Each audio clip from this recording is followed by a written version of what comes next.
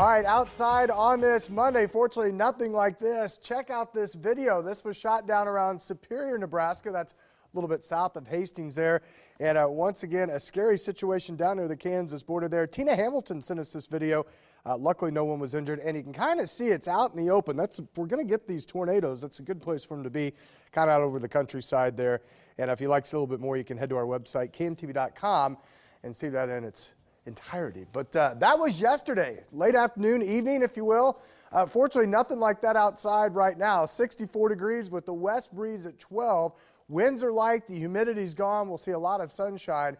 Keep the sunglasses handy, though, because especially as you head home, once again, could be a day where we have a lot of sun glare toward this evening. But temperatures very pleasant, up to 64 now in Lincoln.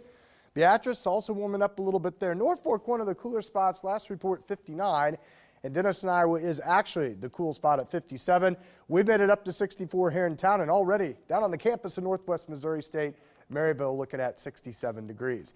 All right, here's our satellite perspective. You can see a little bit of cloud cover hanging north of us and then down to the south. So in between, kind of the swath before this system wraps up to the north of us, we've got drier. In fact, all the rain that we saw yesterday is kind of centered around the upper level system, parts of the western Great Lakes back to the Dakotas. And the intensity and coverage has actually diminished a little bit from where we were earlier. Here's where we're headed tomorrow, though. Notice, late afternoon, evening, we start to see some powerful storms develop. This is 7 o'clock as we head towards Tuesday afternoon.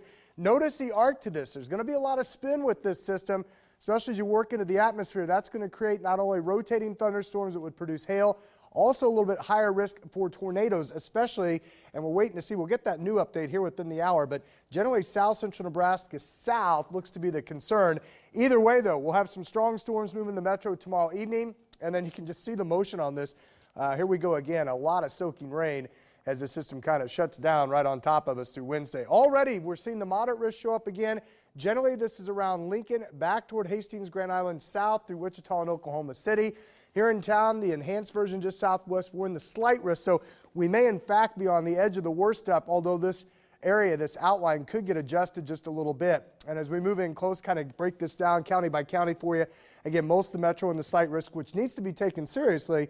And then you can see the enhanced risk again just south of Lincoln or so back to York and points to the west there. As far as rainfall amounts, again, I kind of started our projection here late tomorrow afternoon, runs through all the way through Wednesday night and Thursday. And once again, it looks like a lot of us may be in that 1 to 2 inch range. Kind of depends who gets parked under the heaviest storms. But that's all coming a day or so away. Here today, we're looking good. Lots of sun, 75 with the west wind at 5 to 15. Tonight, then, we're still quiet. We're still dry. A few clouds down to a comfortable 50. And then back in the low to mid 70s tomorrow.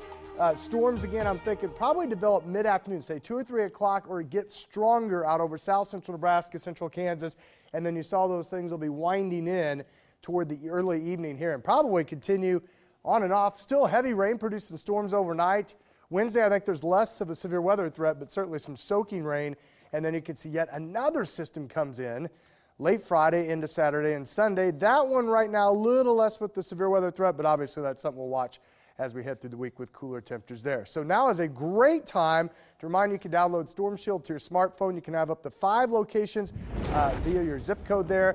It'll follow you around. Again, like yesterday, I know mine was going off a little bit with the watch and then a couple of warnings around the area. You'll get those notifications. And then obviously, Matt, you've got a great radar feature there. You can kind of actually track the action as it moves in from the south and west tomorrow there. It really is a great app, and do it now. Don't wait until the watches and warnings start to get issued. Do it now while things are nice and quiet, and then you'll be all set. I have a feeling Storm Shield is going to be pretty active over the next 48 hours.